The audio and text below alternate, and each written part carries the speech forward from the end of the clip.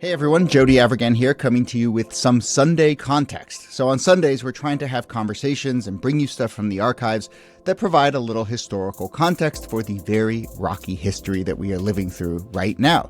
There is no shortage of big news that merits some context today. We are, of course, dealing with the aftermath of Trump's severe tariff proposals. We've done lots of episodes about the 19-teens and 1920s and other tariff-heavy eras in this country. It didn't turn out so hot in those cases. And just as I'm recording this, there are images coming in from around the country of these massive anti-Trump, pro-government protests that took place on Saturday. And not just in places like D.C. and L.A. and Chicago, New York, but there's images of tens of thousands of people showing up in Salt Lake, thousands in small towns in Idaho and Indiana, Alabama, Alaska. I was at the protest at Bryant Park here in New York City. My 80-year-old parents were there, my 7-year-old daughter, 3 generations trying to stand up for government, social services, and sanity. And in those protests, there was true energy. The signs were funny, the drums were out, the chants were righteous and fun. And when it comes to energy, I want to highlight another thing that happened earlier this week. Cast your mind back, all the way back to Monday and Tuesday. It feels like forever ago, but that was when New Jersey Senator Cory Booker mounted a 24-hour-plus speech on the Senate floor. There's this small question a few listeners have chimed in to ask about whether it was technically a filibuster. It's funny, I've kind of seen convincing arguments in both directions, but since it wasn't actually intended to block a vote or a bill, I think the vote on the NATO nomination was going to go forward as soon as he was done speaking regardless. It may have been just a super long floor speech and not technically a filibuster under that definition.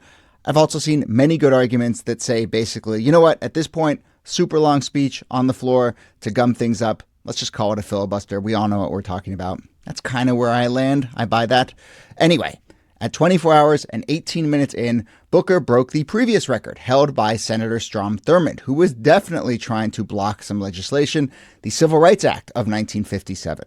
I've always thought that Thurmond's record has been more than just a Senate curiosity, this record-long speech, but a real source of shame.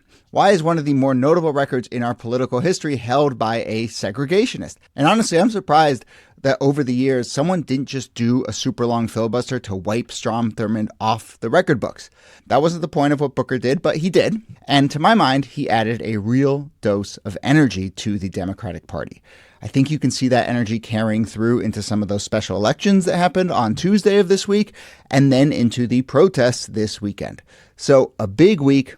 And I think we should all mark the first week of April 2025 as one to check the history books for. Will it be the story of Trump's tariffs changing everything? Or will this week be the one where Democrats found their energy? Or who knows what might come next and wipe it all from the history books? So those are my thoughts on this week we just went through. And given all that happened, there are lots of options for stuff that we could pull from the archives to give us some of that Sunday context. But let's take a listen to the episode we did do on Thurmond's filibuster. We get into the bill that he was trying to block, and more importantly, how one goes about talking for 24 hours straight. By all reports, Cory Booker did not eat. He only sipped on 2 glasses of water over the course of the speech, and he did not take a bathroom break, nor did he use a device, unlike Strom Thurmond. So we get into it, take a listen, and we will be back with a new episode on Tuesday.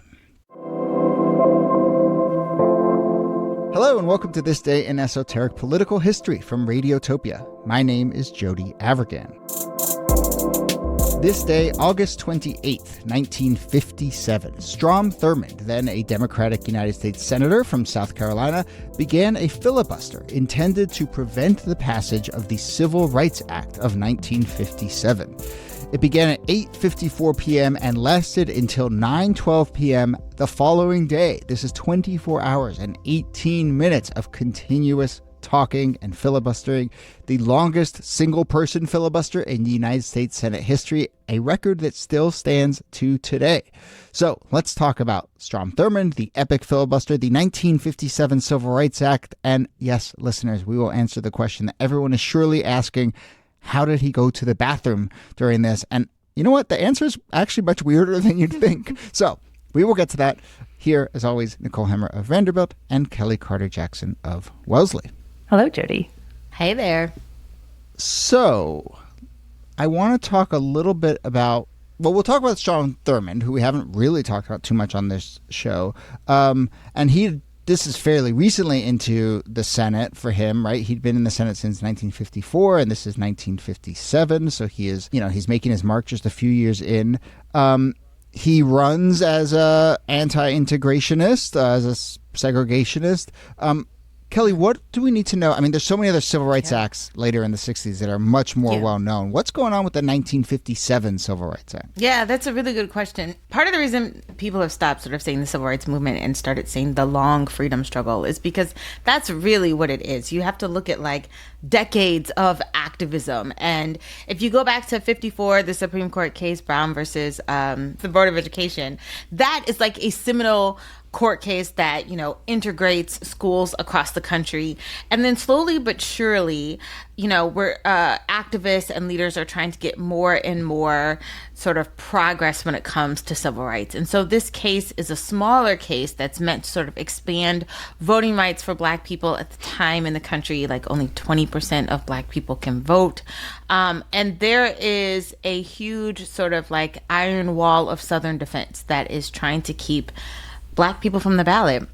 And so Strom Thurmond really represents that. He was governor of South Carolina. He ran for the president as a Dixiecrat.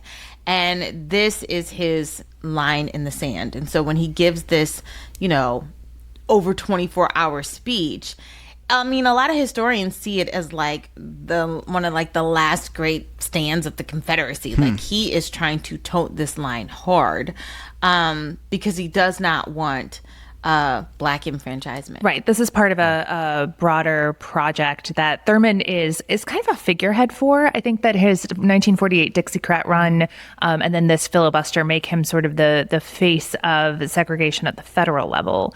And he makes all of the arguments that you might expect, that the bill is unnecessary, that the South will get there on its own, that it's unconstitutional, that it is not the place of the federal government to interfere in quote unquote race relations in the South. And so he calls out like particular parts of the bill, adjudication rather than jury trials for, minor civil rights infringements. And then so he gets up, and you might have seen filibusters in recent years that involve, say, Ted Cruz reading from a Dr. Seuss book. That is not what you're going to get from Strom Thurmond. Strom Thurmond is going to stay on topic. He reads documents from election laws in all of the 48 states at the time. He reads Supreme Court decisions. He reads George Washington's farewell address. He reads editorial pages. He reads John C. Calhoun speeches, not just segregationist, but slavery supporter. He reads from his own speeches. And then he reads from a segregationist book, James J. Kilpatrick's The Sovereign States, which makes the case for the federal government to stay out of civil rights. So he really does. It's taken me like 2 minutes to explain what he was doing. Yeah. And he uses those materials to fill 24 hours. Yeah, so I suppose you could, give him a little credit in that he's not just purely stalling for time, but he's kind of mounting making the case. Ongoing committed. argument. He's committed. But, and I'll get laughed out of this podcast for trying to find a little logic in a segregationist thinking here. But I do want to highlight one thing you pointed out here, which is like, he's making this legal case about states' rights, about how states are going to get there on their own, about how this is really about sort of the legal contours of this. At the same time that, he, when coming into office, and he used this language all the time, he talks about how, and this is to quote him, he says, "The South will never admit the Negro race into our theaters, into our swimming pools, into our homes, and into our churches." So the kind of legal argument is about the legality, and then the argument he's really making is about racism. And so, Kelly, I don't know if you just have thoughts on that. I mean, I think we've seen it time and time again, but, there's obvious doublespeak there. Yes, I feel like it needs to be said that this man has a Black daughter. And of course this comes out after he dies. But for all his filibustering and all of the races can never be together and they shouldn't be in our homes. Well, he has a domestic worker working in his home that he allegedly sexual assaults and results in the birth of this child that he paid for her existence, all of her adult life, paid for her silence, essentially, over her adult life. The man is full of contradictions, to say the least. And But, I think when I think of Strom Thurmond and sort of like all he stood for, he represents really the hypocrisy too of like, and the absurdity of racism. Like, he is that walking, talking, real, like everything that you think of when it comes to the contradictions of race and racism. That's Strom Thurmond. And that's such an important reminder that segregation wasn't about keeping the races separate. Segregation was about keeping power exclusively in the hands of white people and exclusively out of the hands of Black people. But the social interactions, the physical violence, the living side by side, that was still happening.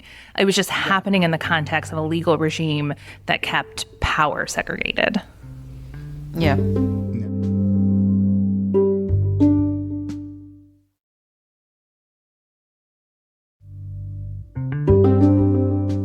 All right, let's talk a little bit about the mechanics of the filibuster itself. So as we said, this is the longest one in history. I have a little list of some of the other longer ones. And poor Ted Cruz doesn't even make the top 5.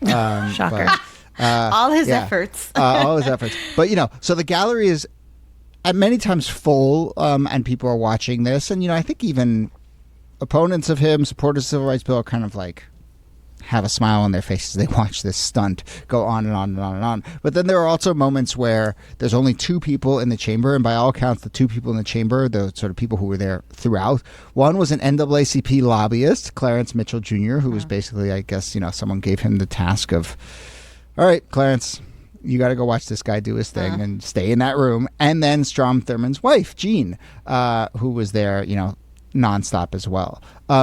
The speech goes, as we said, on and on and on, 24 hours and 18 minutes.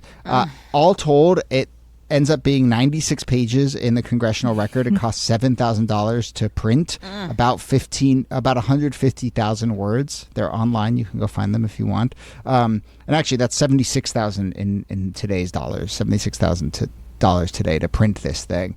And then there's the question of how did he get through it? So first off, how did he eat? Apparently, he ate diced pieces of pumpernickel bread and small pieces of ground steak. So he was just nibbling on pumpernickel and ground steak. Giving him this food? Is Well, he probably his in a little wife, baggie? Jean, who's sitting there, yeah. Here's Jean, a snack. Yeah, every 10 minutes, Jean walks over and drops one. It's like the Obama 8 almonds thing. She walks over, she drops one piece of pumpernickel bread and one little piece of ground steak.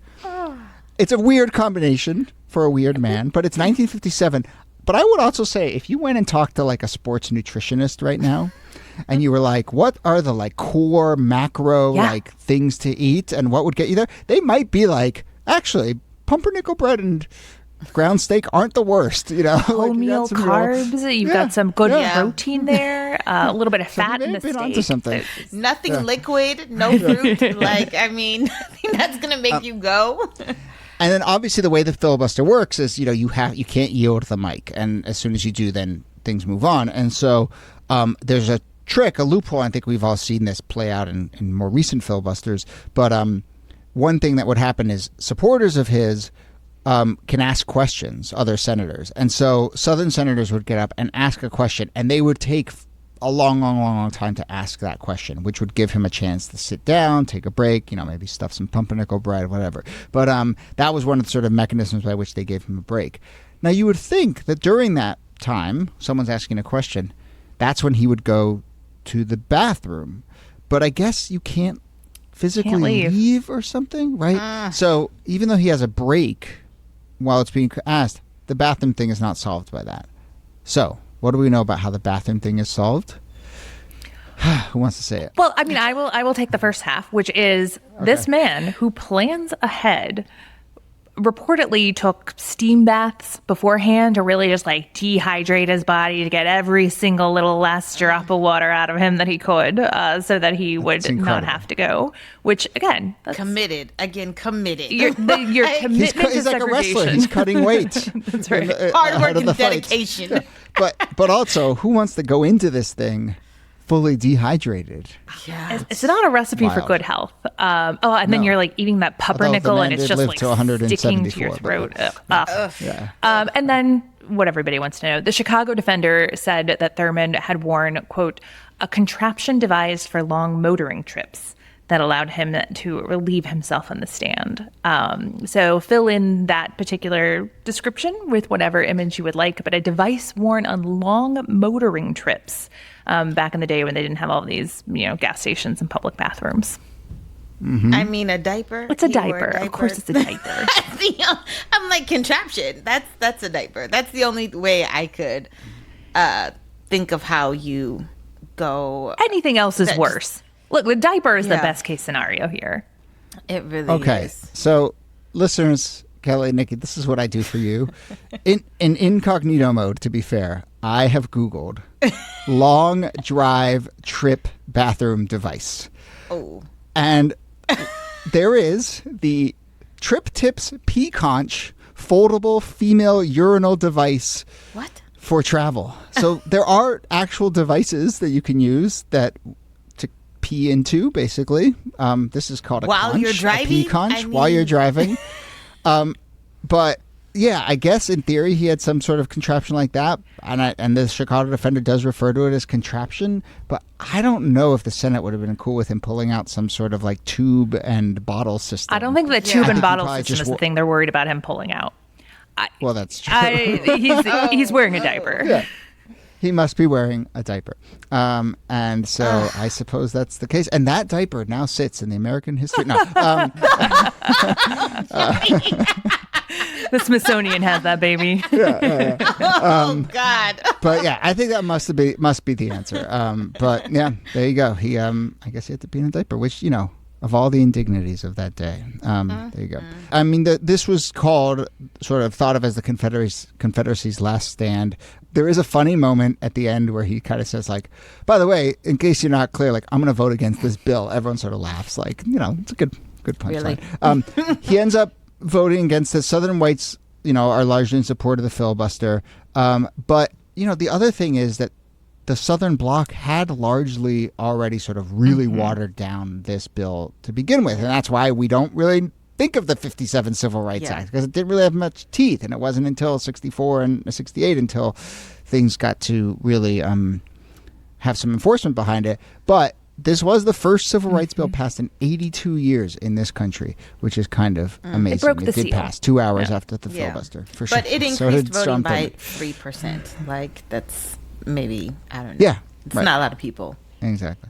And then final coda, I guess, as you mentioned, Kelly, like, this man lived to 100 years old, oldest living senator, was in the Senate until 2003, and very much within all of our lifetimes. And that was, kind of the living, ongoing embodiment of all that absurdity. Really? I mean, I think about just the sort of the poetry of, like, longest filibuster, longest senator, last man standing, sort of like belligerent, stubborn, like, out of my cold, pride for my cold dead hand kind of mentality. And it's just stunning to me. It's stunning because even now, I look at some of these senators that are in their 80s and 90s. I'm like, yo, hang it up. He's 100, like 100, triple digits. Yeah. And they're just like, no, he's our mascot. 100 and bad, right? Well, I think 80 and good, but 100 and bad. I think about this too with, like, Chief Justice William Rehnquist was Chief Justice until 2006, and he argued against Brown v. Board. And I think that the longevity of segregationists in the federal government is something to grapple with as we're thinking about how change gets made at the national level. Like, we've just finished clearing out the overt segregationists from the federal government. Right. It's kind of remarkable that as much positive change and progressive change has happened as it has, because, man, they stuck around for a long time. Yeah. Term limits, anyone? Term limits? Just saying. Just an idea. That's an idea. All right. Well, let's end this episode. We've been going for about 17 minutes, so much less than, Strom Thurmond. Slap another 24 hours. 24 hours. We'll tie. But I need a bathroom break, and I'm not going to pull a Thurmond on this podcast. So let's end the episode here and go about our business.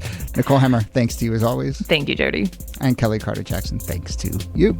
My pleasure.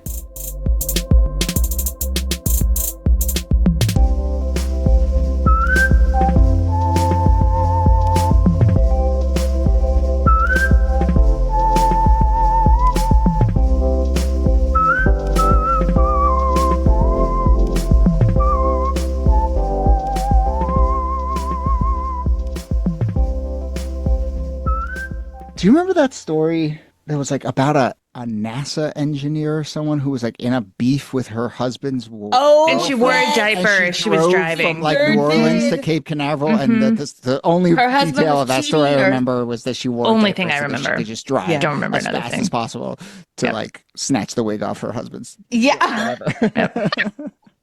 remember that. I was like, wow. I just think when you're in the Had a store vision. buying the diaper, like you have enough time for self-reflection I to just think, don't think any man have is I worth gone that. crazy? That's true too. No fucking kidding.